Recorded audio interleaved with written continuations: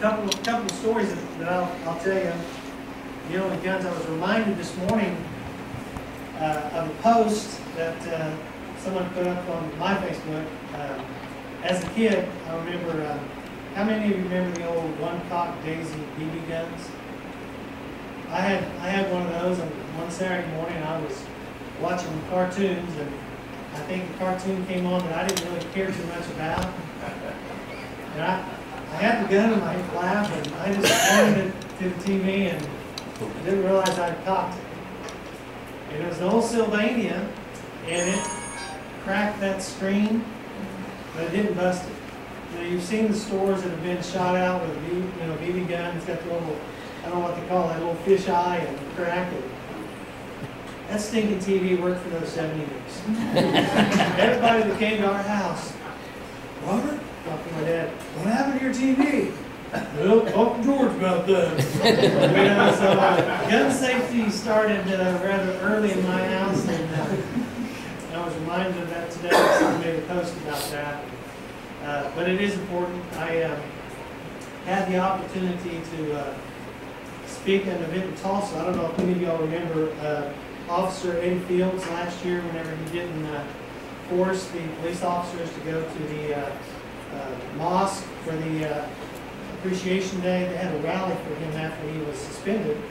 And I had a similar instance at the state capitol in 2007. We were all offered a Quran with our name on it if we wanted it. In the email, they said if you didn't want it, just be sure and send an email back, and no problem. And I sent an email back saying that I appreciate the offer of the gift, but I consider the Bible my authority. I wouldn't want my name put on a book I didn't believe in, so I respectfully declined. Thinking that was the end of it. Real nice email. Well, the next day, me and 17 other state reps were being intolerant because we didn't accept the gift. So I was speaking at the event in Tulsa for Officer Fields, and I don't know if you've seen the little park downtown in Tulsa. I don't know what it's called, but there's a little grassy area, and there's a big brick monument behind it. And just before I was going to go up to speak, this gentleman comes over, he says, now, if something happens in the crowd, there are 6 individuals who are trained, concealed carry permit holders who will protect our crowd. So you jump behind this brick planter if something happens, and we'll protect you.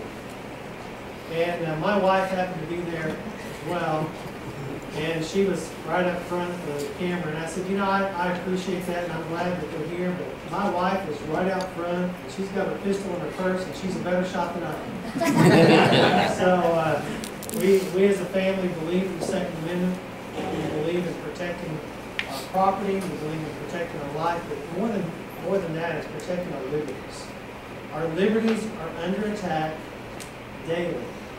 And we have got to have folks that will be willing to stand up, even if it's not politically correct. It certainly won't be politically correct to try to get rid of a gun-free zone. People will say, oh, you're just for guns. I'm for the Second Amendment. That's what I'm for. And I know this is not my event, but I appreciate the chance Gun Owners of America have endorsed my campaign because of my stance on the state level. My stand is standing up for gun rights, standing up for freedom, standing up for liberty. And we've got a nation that is under attack, and we've got to get it right. So everyone do their civic duty in November. And if you're a Republican in this area, the 2nd District, do your civic duty on the 28th. There's a runoff election. So with that, I don't know, Tim, you want to open up for questions or anything? Let's come up here, Tim. Ask us any questions. If I can't answer Tim, then we'll try to do the best we can. But yes, sir.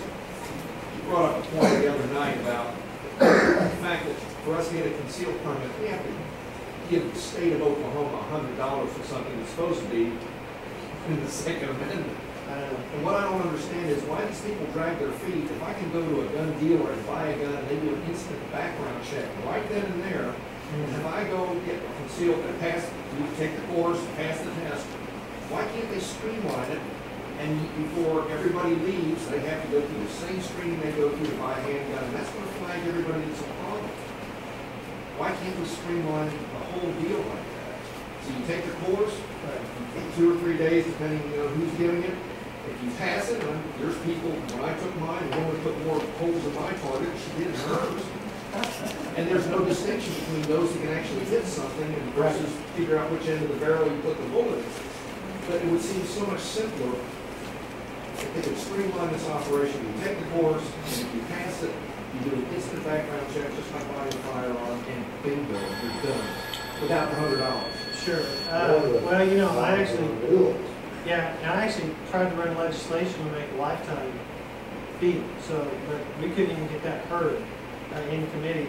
I don't know, Tim, I don't know if part of it is because of the fingerprint issue of it. But there are a lot of ancillary issues that come into play with it. Our ultimate goal with as far as OK-02 is concerned is constitutional carry. Keep the permit at a much lower price than what it is now, so that if you're concerned about reciprocity going to another state, that you can have that permit if you want it, but that you don't need it if you don't want it. As far as getting to that point, we just after several years of working, finally got at least kind of a form of open carry. It's licensed. We're going to be trying to get rid of the license and so forth, but it's not going to be a quick and easy process. In the meantime, one of the things that we're looking at possibly doing to try to fix the time issue and some of that is basically what you were just saying. If you can buy the gun, if you can pass the background check to buy the gun, you ought to be able to carry the gun.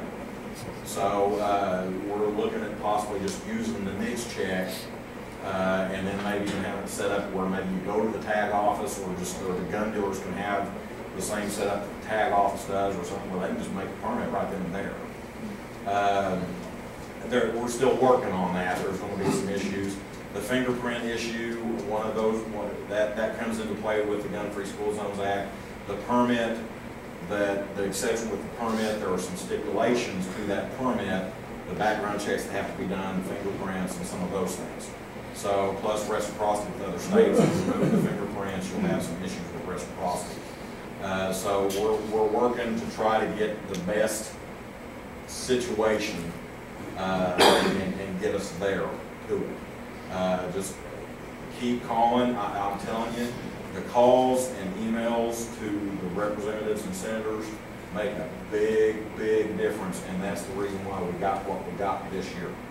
So, and I think something else that they find is state chambers are not necessarily for relaxing any of the current gun laws, and they have a pretty big stick that they try to wield. So Tim's right. The calls to your rep and your senator make a difference. Emails, anything you can. Make them your best friend. And once they know you and you develop a relationship with them, then you actually have a standing when they call you and say, oh, well, Joe called me and he thinks this is a good idea. Instead of just calling and chewing somebody out, try to develop a relationship over something that you guys can agree on, and then work with your legislators to try to develop that relationship, and they start relying on you as well. Do they actually read our emails, or do they see something that's, because the GOA sends me more emails than the NRA or anybody else has ever done combined.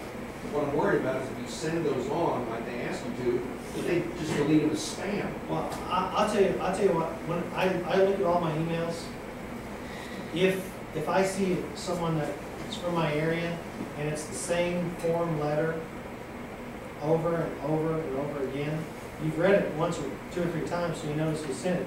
What I've always told folks, if you really want to be effective in lobbying your state rep, your senator, make it your own letter. Take what they've given you, take the important points out, but make it different, because we can click them out. I mean, there are days when legislation is running, we might get 200 or 300 emails on the same subject or the same email over and over that someone has just put forward. So they've not taken the time to kind of craft that to get the message. So that's what I always try to do, because I've been there, you see the same thing, and try to make it personalized, and that's how you can develop that relationship. And then I look at mine, but most of the GOAs most of them to the national level. I just want to over actually, or actually read those, and they go, oh, that's another one from GOA. Yeah, I can't answer for that, but I understand what you're saying. And I know a lot of state reps that just hit, their favorite button is the delete button. What's this I hear about the ammo with the exploration company? I know kind of what you're talking about. I don't think that's anything to worry about. You're talking about ID each. Last gun show, like some guys will show them packing is 30 to 90 days for the price for that. Oh, okay, that's not what I don't know. I'd have to look into that. I'll give you my card later and I'll look into that and get back to you. Gunsmith question. Yeah, we getting gunsmiths in here? Reloaders. We can't hear. Oh, I'm sorry. He was asking about, he's heard of a recent gun show that once you open some ammo, the primers could go bad in 90 days. That's just. I'm not exactly sure how they could really accomplish that.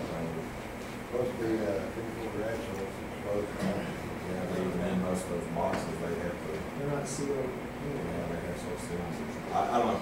I'll look into it. I can answer that. I've had some primers that are 20 years old, and I reload all the time and never had any trouble. So I don't think that's, unless you put it in somewhere where it gets really hot or and wet, then you might have a problem. But other than that, if you keep it in room temperature, you're not going to have any trouble. Where'd it come from? That's what I like. Well, it's supposedly only some of the manufacturing of the U.S. Oh, I okay. talked to two, one gun manufacturer, gun salesman, and they had it in the box. And it's just, once you open the pack, you can know that's where it goes back. That's I wondered who would do that, because if I bought a box of ammo, somebody had a knife, and I get a knife, and the gun won't go bang, I'm going after somebody who's a lawyer, you know. But that's what I heard. What can you tell us about this UN treaty proposal I don't, on Tim firearms, kind of talked. registration of firearms? You know, first of all, it's ironic that they would want Iran to be in charge of implementing that. I mean, really? Iran? I know Tim talked about it, he talked to Larry, that it's not going to go anywhere right now. But, you know, I've always had the impression that if it's got the UN involved, that it's probably an NO. I mean, they're going to try. They're going to, you know, and under this current administration, I mean, the UN is getting more credit and credence to taking away our liberties, and it should. So it's something you obviously can't just go to sleep on.